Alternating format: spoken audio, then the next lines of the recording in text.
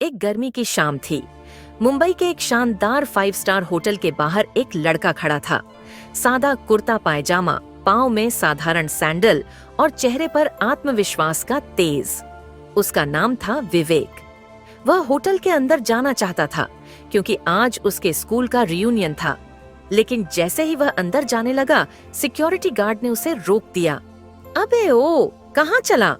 Guard ने उसे ऊपर से नीचे तक देखा और फिर हंसते हुए बोला, यह 5 स्टार होटल है, भीख मांगने की जगह नहीं। विवेक ने शांति से जवाब दिया, यहाँ स्कूल का रियूनियन है, मेरे पास निमंत्रण है। देखिए, यह अपूर्वा का भेजा हुआ है। गार्ड ने कार्ड छीना, देखा और फिर अपमानजनक लहजे में बोला, तेरे जैसे फटीचर के पास अपूर्वा मैडम का कार्ड, झूठ बोल रहा है, चुराया होगा। निकल यहाँ से, नहीं तो पुलिस को बुलाता हूँ। विवेक ने बहुत विनम्रता से कहा, प्लीज कार्ड मत फाड़िए, ये सच में मेरा है। लेकिन गार्ड ने कार्ड फाड़ दिया और विवेक को कॉलर से पकड़कर बाहर धकेलने लगा। उसी समय एक मर्सिडीज गाड़ी होटल के गेट पर आकर रुकी। उसमें से एक बहुत ही खूबसूरत, आत्मविश्वासी लड़की उतरी, अपूर्वा। वह अपूर्वा ही थी जो अब देश की सफलतम बिजनेस वुमन में से एक थी और देश के सबसे अमीर आदमी की एक लौती बेटी भी। उसको देखकर सिक्योरिटी गार्ड घबरा गया और दरवाजे के पास जाकर खड़ा होकर सल्यूट करने लगा। पर जैसे ही उसने विवेक को देखा, वह चौंकी।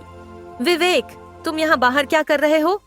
विवेक ने शांत लहजे में कहा, ये सिक्योरिटी मुझे अंदर नहीं जाने दे रहा था। अपूर्वा का चेहरा सख्त हो गया। उसने गार्ड से कहा, तुम्हें शर्म नहीं आई? ये मेरे बचपन का दोस्त है, माफी मांगो इनसे और इज्जत से अंदर लेकर जाओ। गार्ड हड़बड़ा गया और माफी मांगते हुए विवेक को अंदर ले गया। पार्टी हॉल के अंदर हॉल रोशनी से जगमगा रहा था। देश भर से अपूर्वा के स्कूल के पुराने दोस्त वहां मौजूद थे। हर कोई बड़ा आदमी बन चुका था, कोई सीईओ, कोई डायरेक्टर, कोई बड़ा व्यापारी। सब आपस में हंसी मजाक कर रहे थे, लेकिन विवेक को देखकर उनके चेहरों पर तिरस्कार आ गया।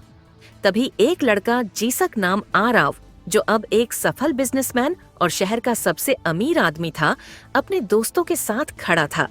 उसने जैसे ही विवेक को दिखा, उसके पैर की आग सर में चली गई। असल में आरव स्कूल के दिनों से ही विवेक से बहुत नफरत करता था, क्योंकि विवेक हमेशा से ही स्कूल में सबसे आगे और टॉपर रहता था। वह हर चीज में बेस्ट था। आरव उसको स्कूल के दिनों से ही परेशान करता था और उसको नीचा दिखाने का कोई भी चांस मिस नहीं करता था। विवेक की हालात देखें, आरव ने कहा, अरे ये तो वही फटीचर विवेक है, स्कूल में भी ऐसे ही था और आज भी वैसे ही है। चलो भाई, सब अपनी जेब से 100-100 रुपए निकालो और इसे दे दो ताकि अच्छे कपड़े खरीद सके। पूरा हॉल ठाकों से गूंज गया, लेकिन विवेक चुप रहा। आरव, जो अपूर्वा से शादी करने के ख्वाब देख रहा था, अच्छी तरह जानता था कि अगर उसकी शादी अपूर्वा से हो जाती है तो वह इस देश के सबसे बड़े बिजनेसमैन परिवार से जुड़कर खुद भी एक बड़ी हस्ती बन जाएगा। अपूर्वा एक बेहद आत्मविश्वासी लड़की थी। जैसे ही वह हॉल में दाखिल हुई, उसने सभी को मुस्कुरा कर देखा और उस भारी माहौल को अपने सकारात्मक अंदाज से हल्का कर दिया। उसने मुस्कुराते हुए सभी का स्वागत किया और कहा, आज हम सब लोग करीब 15 सालों बाद एक साथ मिल रहे हैं। मुझे मालूम है कि हम सब अपने अपने काम में बहुत व्यस्त हो चुके हैं। हर कोई अपने जीवन में सफलता की ऊंचाइयों को छू रहा है। इतना कहते हुए उसने एक नजर विवेक की ओर डाली और फिर अपनी बात को थोड़ा बदलते हुए कहा, कुछ लोग ऐसे भी हैं जो जल्दी ही बहुत सफल बनेंगे। उसके इस अंदाज ने सबका दिल जीत लिया। फिर उसने कहा, मुझे बहुत खुशी है कि आज आप सब हमारे रियूनियन डे के इस खास मौके पर एक साथ इकट्ठा हुए हैं। मैं आप सबका दिल से स्वागत करती हूँ। इतना सुनते ही वहाँ मौजूद सभी लोगों ने जोरदार तालियों से उसका स्वागत किया और पार्टी की शुरुआत हुई। आरव, जो अपूर्वा पर मरता था, उसे सच्चा प्यार नहीं करता था। वह सिर्फ अपूर्वा की शोहरत और उसके पैसों से मोहब्बत करता था।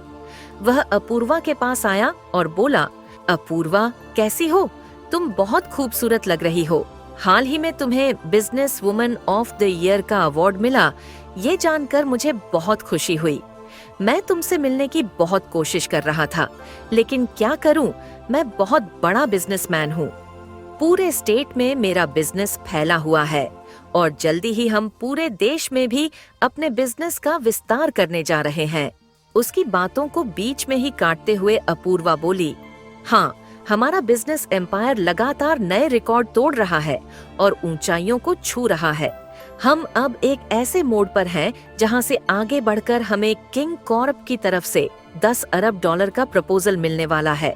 इस डील के बाद हमारी कंपनी देश की उन चंद बड़ी कंपनियों में शामिल हो जाएगी जो किंग कॉर्प जैसी ग्लोबल कंपनी के साथ काम करती है।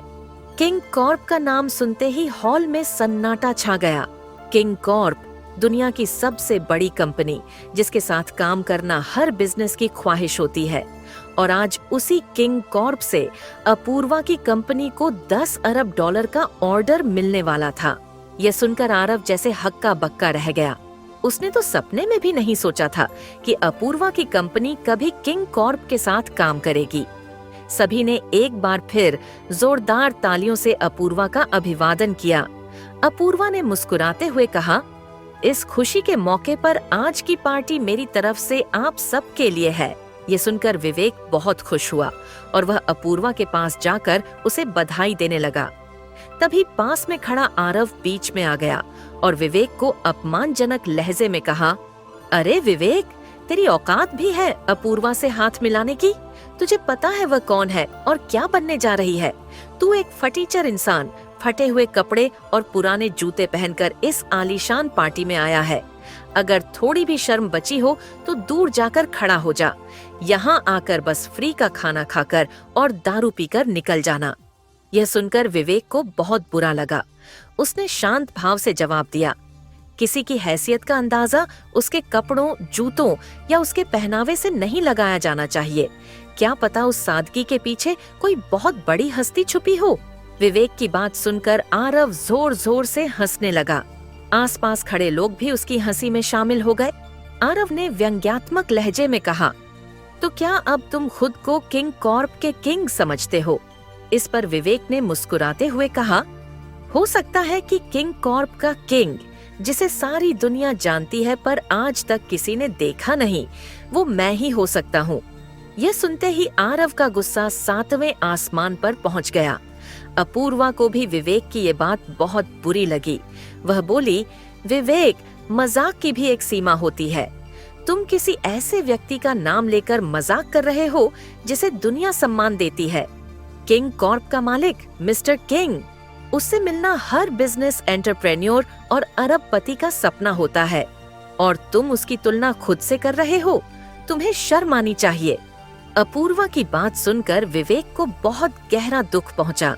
जितना बुरा उसे आरव की बात से नहीं लगा था, उसे कहीं ज्यादा चोट उसे अपूर्वा के शब्दों ने पहुंचाई। वह चुपचाप सब कुछ सुनता रहा, फिर एक कोने में जाकर एक ग्लास में ड्रिंक लिया और अकेला बैठकर पीने लगा।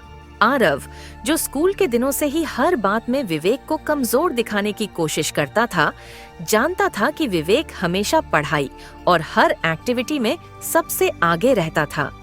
लेकिन गरीब होने के कारण विवेक कभी भी खुद को बाकी अमीर छात्रों के बराबर नहीं मान पाता था। उस स्कूल में ज्यादातर छात्र अमीर घरानों से ताल्लुक रखते थे और विवेक वहां स्कॉलरशिप के जरिए पढ़ाई कर रहा था, क्योंकि उसके मार्क्स बहुत अच्छे थे। स्कूल में अधिकांश छात्र उसे ईर्ष्या और हीन दृष्टि से देखते थे, लेकिन आरव ने कभी उनकी बातों की परवाह नहीं की। उसी समय उसने ठान लिया था कि वह बड़ा होकर एक सफल और प्रभावशाली बिजनेसमैन बनेगा। हाई स्कूल पूरा होने के बाद अचानक विवेक जैसे गायब हो गया। पिछले 15 वर्षों से किसी को भी उसकी कोई खबर नहीं थी। एक पुराने दोस्त से संपर्क के बाद अपूर्वा ने विवेक से कांटेक्ट कर उसे इस पार्टी में आमंत्रित किया था, लेकिन जब विवेक पार्टी में पहुंचा तो ऐसा लग रहा था जैसे वहां किसी को भी उसकी उपस्थिति से खुशी नहीं थी।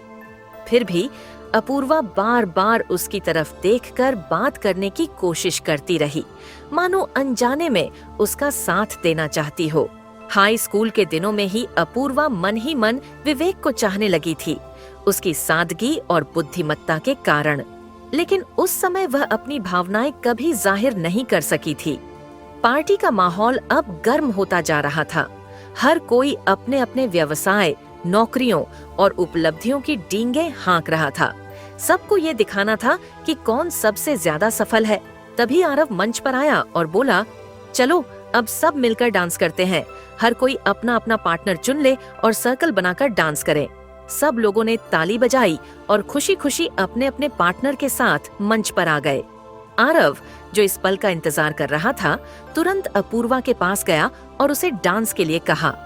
अपूर्वा चाहकर भी उसे मना नहीं कर सकी और वह उसके साथ मंच पर डांस करने चली गई। इधर विवेक ये सब चुपचाप देख रहा था। तभी आरव के एक दोस्त ने व्यंग्य करते हुए कहा, अरे भाई, इस फटीचर विवेक के साथ भी तो कोई डांस करे। देखो बेचारा कोने में खड़ा है, सबको नाचते हुए बस देख रहा है। ये सुनकर एक लड़की बोली, फटीचर के साथ कौन डांस करेगा? इसकी तो औकात इस पार्टी में आने की भी नहीं थी।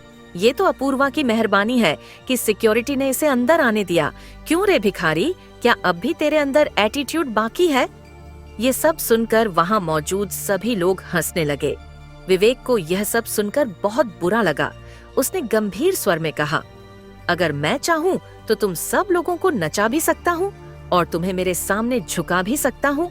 यह कहते ही वहाँ का माहौल एकदम से ठहर गया, मानो कोई साया वहाँ से गुजर गया हो। सबकी हंसी रुक गई। वहाँ एक अजीब सी चुप्पी छा गई। इधर आरव का गुस्सा 7वें आसमान पर पहुँच गया। वह गुस्से से भरा हुआ विवेक के पास आया, उसकी कॉलर पकड़ते हुए बोला, साले फटीचर की औलाद, तेरी औकात भी है हमारे सामने खड़े होने की? तू हमें धमकी दे रहा है? तेरे जैसे को तो मैं अपनी चप्पल साफ करने के लिए भी नहीं दूंगा, और तू हमें हमारी औकात बता रहा है?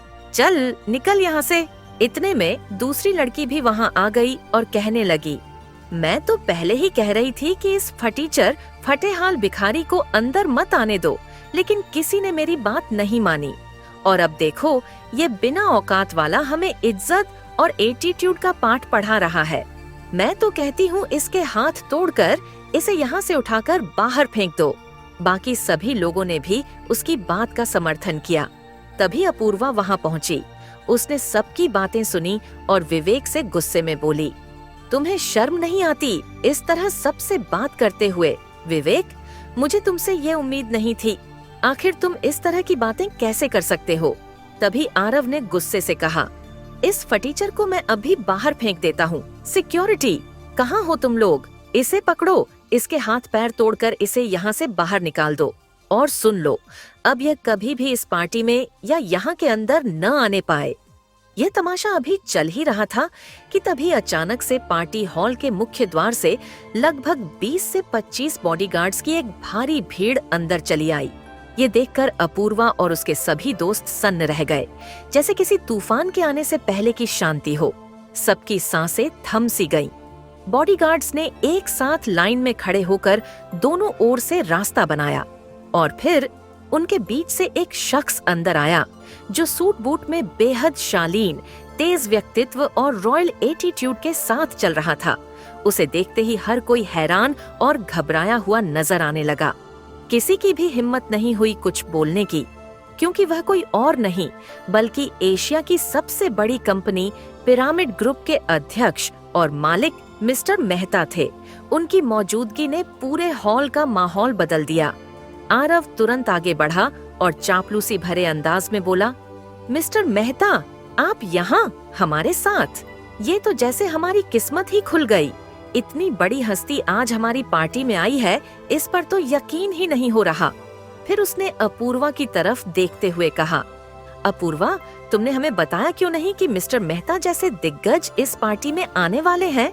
मिस्टर मेहता, मैं तो आपका बहुत बड़ा फैन हूँ। आपकी बिजनेस स्ट्रेटेजी और आपका अंपायर हमें बहुत इंस्पायर करता है। लेकिन अपूर्वा खुद हैरान और उलझन में पड़ गई। उसने तो मिस्टर मेहता को पार्टी में बुलाया ही नहीं था, फिर भी वह यहाँ कैसे आए? मिस्टर मेहता ने आरव को पूरी तरह अनदेखा कर दिया। वह बिना उसकी तरफ देखे सीधे अपूर्वा की ओर बढ़ते चले गए और फिर गंभीर स्वर में बोले, मैंने सुना है कि तुम्हारी कंपनी को किंग कॉर्प की तरफ से $10 बिलियन का ऑर्डर मिलने वाला है। पार्टी में एक बार फिर सन्नाटा छा गया। फिर उन्होंने अपनी बात जारी रखते हुए कहा, लेकिन मैं तुम्हें बताना चाहता हूँ कि मैंने खुद किंग कॉर्प के सीईओ मिस्टर जैन से बात की है और उनकी कंपनी ने हमारी पिरामिड इंडस्ट्रीज को 20 अरब डॉलर का ऑर्डर दे दिया है और तुम्हारी कंपनी अपूर्व इंडस्ट्रीज को जो 10 बिलियन का ऑर्डर मिलने वाला था वह पूरी तरह से कैंसिल कर दिया गया है। यह सुनते ही मानो पार्टी का पूरा माहौल जम गया हो। आरव का चेहरा पीला पड़ गया, उसके होंठ कांपने लगे। अपूर्वा की आंखें फटी की फटी रह गईं, जैसे उसकी आत्मा पर किसी ने वार कर दिया हो। हर कोई समझ नहीं पा रहा था कि यह सब कैसे और क्यों हुआ। इस बात को सुनकर अपूर्वा को मानो एक गहरा सदमा सा लग गया। वह अपूर्वा जो अब तक अपने आत्मविश्वास और तेज दिमाग के लिए जानी जाती थी, इस बार कांप सी गई। उसके चेहरे का रंग उतर चुका था। उसकी आवाज जो हमेशा मजबूती से बोलती थी, अब डगमगाने लगी। उसने कांपती आवाज में मिस्टर मेहता से पूछा, मिस्टर मेहता, यह कैसे हो सकता है? हमें तो किंग कॉर्प्स की तरफ से कल ही ऑर्डर मिलने वाला था, फिर वह अचानक कैसे कैंसिल हो सकता है? उसने घबराते हुए कहा, मैं अभी मिस्टर जेम्स से बात करती हूँ। और उसने तुरंत किंग कॉर्प्स के सीईओ मिस्टर जेम्स को कॉल मिलाया। लेकिन अपूर्वा कुछ कहती, इससे पहले ही फोन के दूसरी तरफ से मिस्टर जेम्स ने शांत स्वर में कहा, मुझे खेद है अपूर्वा, हमने अपूर्व इंडस्ट्रीज के साथ की जा रही 10 अरब डॉलर की डील को रद्द कर दिया है। हमने अब वह डील पिरामिड इंडस्ट्रीज के साथ करने का निर्णय लिया है। ये सुनते ही अपूर्वा जैसे टूट सी गई। पूरे हॉल में सन्नाटा छा गया। हर कोई हक्का बक्का रह गया। अपूर्वा की आंखों के सामने उसके सपनों का साम्राज्य ढाता हुआ नजर आने लगा। जो करोड़ों रुपए उसने बाकी छोटी छोटी सप्लायर कंपनियों में इन्वेस्ट किए थे, अब वे सब डूबने वाले थे। अपूर्व इंडस्ट्रीज को बहुत भारी नुकसान उठाना पड़ने वाला था। वह एक कोने में खड़ी होकर आंसुओं से लड़ रही थी जब विवेक वहां आया। उसने हल्की आवाज में पूछा, क्या हुआ अपूर्वा? अपूर्वा ने उसकी तरफ देखा, लेकिन उसकी नजर में अब भी घमंड और हताशा दोनों थे। वह बोली, विवेक, तुम ये सब नहीं समझ पाओगे। ये बातें अरबों खरबों की हैं और तुम्हारे जैसे इंसान ने तो शायद ख्वाबों में भी इतनी बड़ी रकम के बारे में न सोचा होगा, न सुना होगा। इसलिए बेहतर होगा कि तुम इन बातों से दूर ही रहो। विवेक चुपचाप उसकी बात सुन रहा था। तभी अचानक मिस्टर मेहता ने गुस्से में दहाड़ते हुए कहा, ये फटीचर भिखारी कौन है? इसे यहाँ किसने अंदर आने दिया? अरे कोई है क्या उधर? इसे उठाओ और बाहर फेंक दो। इतनी भी अक्ल नहीं है कि जब दो बड़े लोग बात कर रहे हों तो बीच में बोलना नहीं चाहिए। तू है कौन? तेरी औकात क्या है? पूरे हॉल में एक बार फिर तनाव फैल गया। लेकिन इस बार विवेक चुप नहीं रहा। उसने बेहद शांति लेकिन आत्मविश्वास के साथ कहा, मिस्टर मेहता, किसी के कपड़ों से, किसी के हुलिये से या उसके रहन सहन से कभी उसकी औकात का अंदाजा मत लगाइए। हो सकता है कि जो सामने खड़ा है वह आपसे भी बड़ा हो। यह सुनते ही मिस्टर मेहता आग बबूला हो उठे। उनकी आंखें लाल हो चुकी थीं। उन्होंने गुस्से में अपने बॉडीगार्ड्स की ओर इशारा करते हुए चिल्लाया, इसकी हाथ पैर तोड़ दो और बाहर फेंक दो। अब तक जो सहा बहुत हुआ। इसकी हिम्मत कैसे हुई मुझे जवाब देने की? तभी आरव आगे आया। उसके चेहरे पर गुस्से और घमंड का मिश्रण साफ झलक रहा था। उसने मिस्टर मेहता की तरफ देखकर कहा, मिस्टर मेहता, ये विवेक तो स्कूल के जमाने से ही एक भिखारी और फटियाल रहा है। इसे कहाँ, क्या और कितनी बात करनी है, इसकी अक्ल में नहीं आता। आप अपने बॉडीगार्ड को तकलीफ देने की जरूरत नहीं है। मैं ही इसकी हड्डियां तोड़कर इसे बाहर फेंक देता हूँ। और इतना कहकर आरव ने आगे बढ़कर विवेक की कॉलर पकड़ ली और उसे घसीटते हुए बाहर की तरफ खींचने लगा। पूरे माहौल में तनाव और अपमान की चिंगारी जल उठी। तभी विवेक ने शांत लेकिन गहरी आवाज में कहा, रुको। वो अपनी जेब से मोबाइल निकालता है और एक नंबर डायल करता है। फोन की दूसरी तरफ से कॉल उठते ही विवेक बोलता है, मिस्टर जेम्स, आप मुझे अगले 3 मिनट में 20 अरब डॉलर के कॉन्ट्रैक्ट डॉक्यूमेंट्स के साथ यहाँ चाहिए। ये सुनते ही पूरे हॉल में सन्नाटा छा गया। मानो समय एक पल को रुक गया हो। सब लोग हक्के बक्के रह गए। अपूर्वा, जो अब तक एक कोने में गुमसुम खड़ी थी, उसने आगे बढ़ते हुए कहा, विवेक, तुम हमें इम्प्रेस करने के लिए ये झूठे डायलॉग बोलना बंद करो। मैं पहले ही बहुत परेशान हूँ और अब तुम्हारी बेवकूफी और नौटंकी मैं और बर्दाश्त नहीं कर सकती। वह मुड़ने ही वाली थी कि विवेक ने कहा, मैं ही किंग कॉर्प्स का ओनर मिस्टर किंग हूँ। सब लोग मुझे किंग के नाम से जानते हैं। इतना सुनते ही आरव ने फिर हंसते हुए कहा, अरे फटीचर भिखारी, तेरी औकात भी नहीं है मिस्टर किंग का नाम लेने की, और तू खुद को मिस्टर किंग बता रहा है। रुक, मैं अभी तुझे तेरी औकात दिखाता हूँ। इसी बीच मिस्टर मेहता ने भी बोलना शुरू किया, भिखारी, तुझे पता भी है किंग में कितने शब्द होते हैं। तेरे कपड़े और तेरे जूते को देखकर तो लगता है तू एक वक्त का खाना भी बड़ी मुश्किल से खाता होगा, और तू खुद को मिस्टर किंग बता रहा है। तुझे पता भी है वो कौन है। मिस्टर किंग इस दुनिया के सबसे बड़े अमीर आदमी हैं, और उनकी कंपनी किंग कॉर्प्स दुनिया की सबसे बड़ी कंपनी है। अगर गलती से भी तेरी ये बात यहाँ किसी ने सुन ली तो तेरे साथ साथ हम सब की भी जान आफत में आ जाएगी। अपूर्वा, जो अब तक चुप थी, अब उसने भी मिस्टर मेहता की हाँ में हाँ मिलाते हुए कहा, विवेक, मुझे पहले लगता था कि तुम बस अपनी गरीबी छुपाने और हमें इम्प्रेस करने के लिए ये सब दिखावा कर रहे हो, पर अब लग रहा है कि तुम पक्के बेवकूफ हो, और ये सब कुछ तुम जानबूझकर कर रहे हो, हमें बेवकूफ बनाने के लिए। अब तुम अभी के अभी यहाँ से निकल जाओ, इससे पहले कि हम लोग तुम्हें धक्के मार मार कर यहाँ से निकाल दें। विवेक ने उसकी आंखों में देखकर कहा, अपूर्वा, तुम मुझसे डरो मत, मेरी बात को मानो, मैं सच कह रहा हूँ। मैं ही किंग कॉर्प्स का ओनर मिस्टर किंग हूँ, और यह 20 अरब डॉलर का ऑनर तुम्ही को मिलने वाला है। अपूर्वा का मन थोड़ी देर को कांप सा गया। विवेक की बातों में कुछ तो था, कुछ ऐसा जो झूठ नहीं लग रहा था, पर फिर भी उसका दिमाग यही कह रहा था, विवेक जैसा गरीब इंसान मिस्टर किंग, ये कैसे हो सकता है। तभी आरव ने फिर से गुस्से में आकर विवेक की कॉलर पकड़ ली और उसे घसीटते हुए होटल से बाहर ले जाने लगा।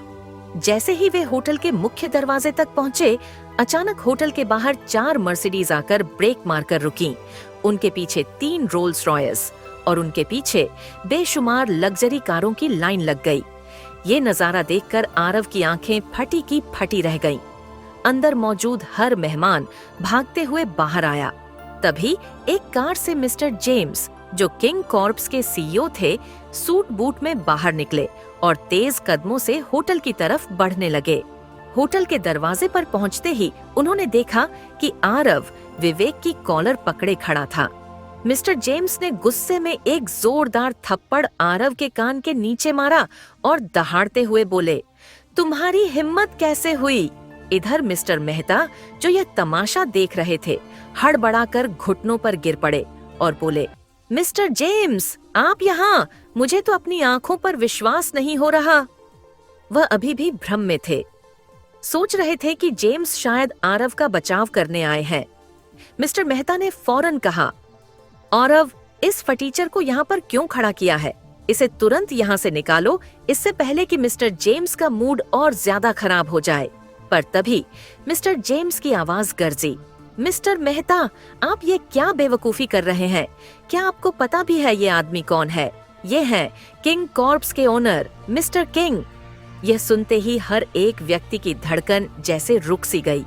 हर एक चेहरा जिसने विवेक को अब तक भिखारी, फटीचर और बेवकूफ समझा था, वो सब अब शर्म और डर से झुक गए।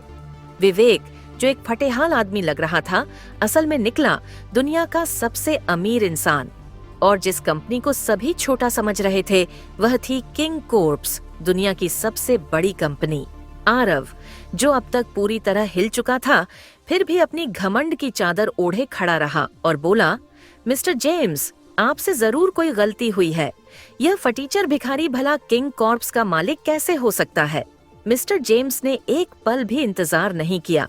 उन्होंने बॉडीगार्ड्स की तरफ देखा और आदेश दिया, इस बेवकूफ को यहाँ से उठाकर बाहर फेंक दो, इसके हाथ पैर तोड़ दो, और यह इंसान फिर कभी हमारी नजरों में नहीं आना चाहिए।